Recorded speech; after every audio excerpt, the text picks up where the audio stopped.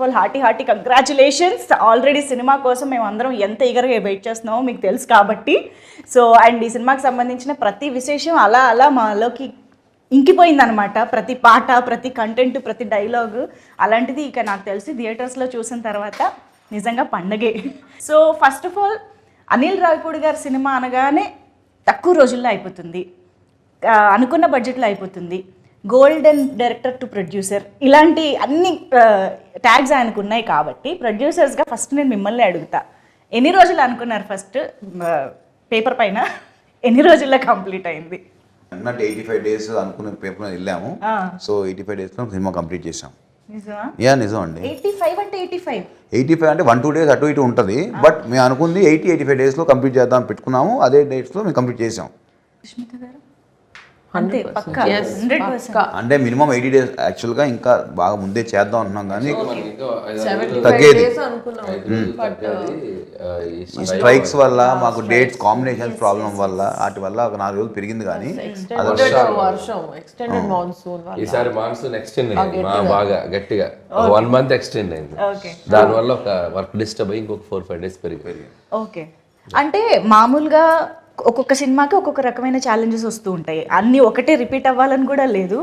కానీ మెగాస్టార్ ఒకవైపు చిరంజీవి గారు, విక్టరీ వెంకటేష్ గారు, lady super star Nayanthara garu, ఇలాంటి ఒక star cast and of course Sachin Khedekar గారి దగ్గర నుంచి ఎవరిని తీసుకున్నా బిగ్ పర్సనాలిటీస్, ఇంతమంది కాంబినేషన్లో అనుకున్నట్టుగా వర్కౌట్ చేయడం అనేది అసలు అది మామూలు విషయం కాదు.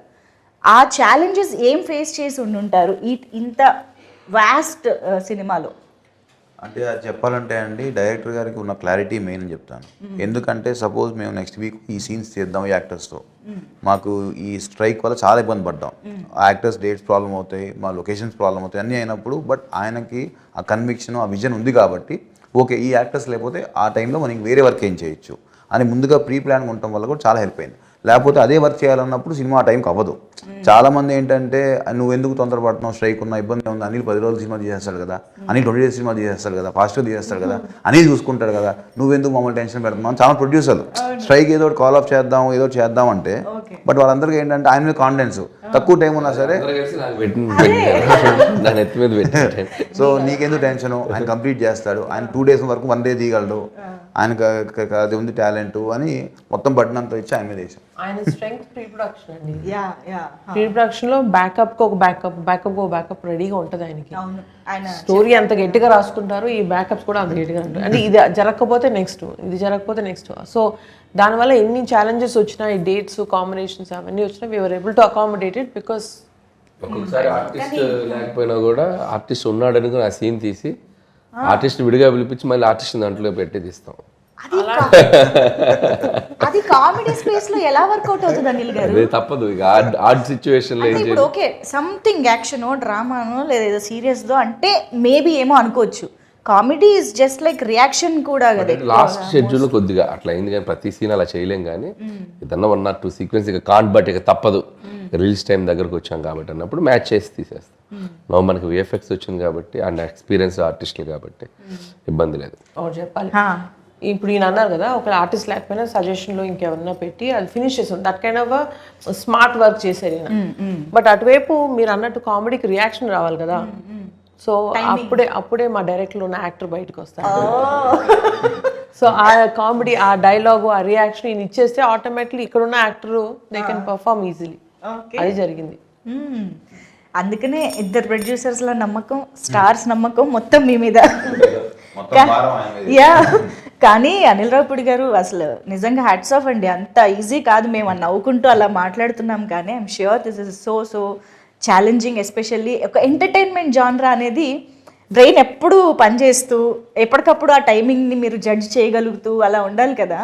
Handling all these challenges is very very tough. And especially మీకు డైరెక్టర్గా స్వీట్ సర్ప్రైజెస్ వస్తూ ఉంటాయి అప్పుడప్పుడు, ఎక్స్పెక్ట్ చేయనివి. How do you be prepared for that? అంటే ఏదొచ్చినా మనం ఇక పని ఆగకూడదనే మైండ్ సెట్లోనే వెళ్తాం కాబట్టి ఎలాంటి సిచ్యువేషన్ వచ్చినా దానికి ప్లాన్ బి చేసుకొని వెళ్ళిపోవటమే. సో ఇంకా నాకేంటంటే నా మెంటాలిటీ, నా నేచర్ వైజ్ నేను డిస్టర్బెన్స్ ఎక్కువ క్రియేట్ చేసే పర్సన్ కాదు. సో ఉన్న డిస్టర్బెన్స్ని క్లియర్ చేసే టైప్ కాబట్టి that could be easy for me. అంటే మేము విన్నాము ఇంతకు ముందు కూడా మీరు అన్నారు ప్లాన్ ఏ కాదు, ప్లాన్ బి కాదు, ప్లాన్ సి కూడా పెట్టుకుంటూ ఉంటారు అనిల్ రావిపూడి గారు అన్నట్టు. అది ప్లాన్ సి వరకు ఎలా ఉంటుందంటే సీన్స్లోనా లేకపోతే దాని ఎగ్జిక్యూషన్లోనా ఈ ప్లాన్లు ఎలా వేసుకుంటారు ప్రీ ప్రొడక్షన్లో? అంటే ప్రీ ప్రొడక్షన్లో ఎగ్జిక్యూషన్కి ఏం కావాలో అది చేస్తాం. ప్లాన్ ఏ ప్లాన్ బి అంటే ఏదైనా కో డైరెక్టర్ వేసిన స్కెడ్యూలింగ్ ఏదైనా ప్రాబ్లమ్స్ ఉంటే తప్ప స్క్రిప్ట్ ఆన్ పేపర్ మీద ఏది ఉందో ఎగ్జిక్యూషన్ అదే వెళ్తుంది. దానికి ప్లాన్లు ఏం మారో. ఎలా రాసుకున్నామో సీన్ని దాన్ని ఇంకా నెక్స్ట్ లెవెల్కి ఎలా తీసుకెళ్ళాలి, ఆర్టిస్టులు అందరితోటి ఒక అట్మాస్ఫియర్, పాజిటివ్ అట్మాస్ఫియర్ క్రియేట్ చేసి అవుట్పుట్ ఎలా బాగా తెచ్చుకోవాలి, ఇక ఇవన్నీ నాకు వెళ్ళే ప్రాసెస్లో చేసుకుంటూ వెళ్ళిపోవటమే. ప్లాన్లన్నీ స్క్రిప్ట్లో కాదు, ఎగ్జిక్యూషన్లో డిఫరెంట్గా. ఎస్, మీకు ఇద్దరికి అంటే మీరు ఆల్రెడీ అనిల్ గారితో వర్క్ చేశారు కాబట్టి ఆయన స్టైలు, ఆయన మేనేజ్ చేసే విషయాలు అన్నీ తెలుసు. కానీ సుష్మిత మ్యామ్ మీరు ఫస్ట్ టైం ఇంత క్లోజ్గా వర్క్ చేయడం అంత ఆన్ సెట్స్ జరిగింది కాబట్టి what surprised you the most from Anil గారు?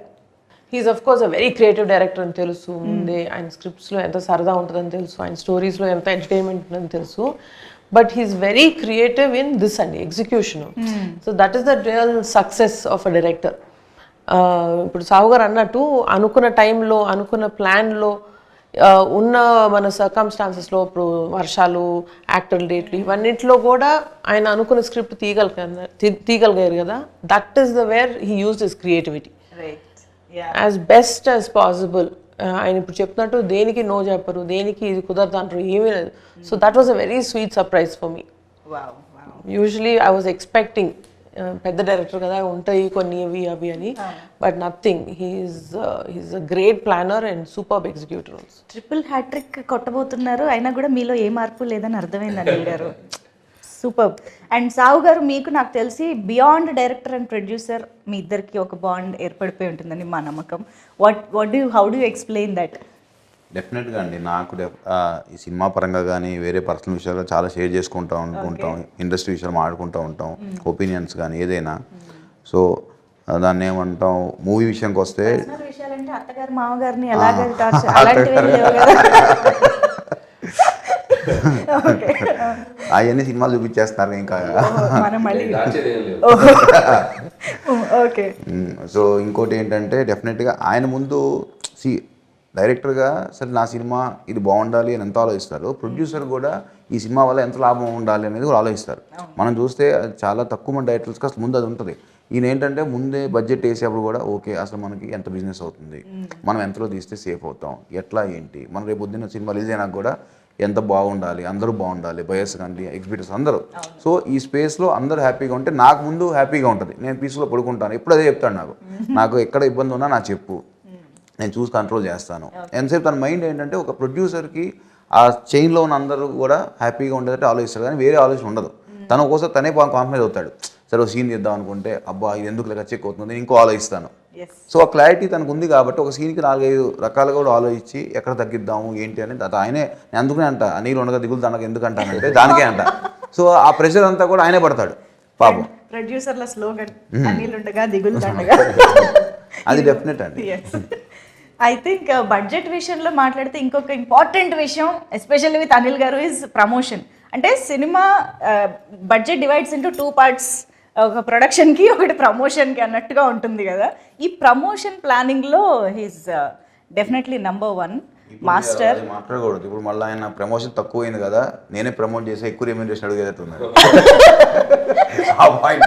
అవునా? బట్ ఈ ప్లానింగ్ ఎలా జరుగుతుంది, ఏ స్టేజ్ నుంచి జరుగుతుంది, ఆ బడ్జెట్ డివిజన్ ఎలా జరుగుతుంది మాకు తెలియాలి. అంటే ప్రమోషన్స్కి నాకు తెలిసి ప్రొడక్షన్కి పెద్ద బడ్జెట్ ప్రెషర్ ఉండదండి. అంటే ఈవెంట్ ప్రీ రిలీజ్ ఈవెంట్ చేయటం, లేకపోతే అవుట్డోర్ ఈవెంట్ చేయటం అంటే అంతే. ఈ మనకి మిగతా అన్ని సెట్లో షూట్ చేసి ఇప్పుడు ఈ మధ్య అంతా అదే చేస్తున్నాం. అంటే సంక్రాంతి నుంచి అదే స్టార్ట్ చేశారు, అంత ముందు కూడా కొంతమంది అలా చేసేవాళ్ళు. సో మనకి లైవ్గా ఏమేం చేస్తామో మన వర్క్ జరిగేటప్పుడే జరిగిపోతున్నాయి. పర్టికులర్గా ప్రొడక్షన్కి బడ్జెట్ అంటే ఈవెంట్స్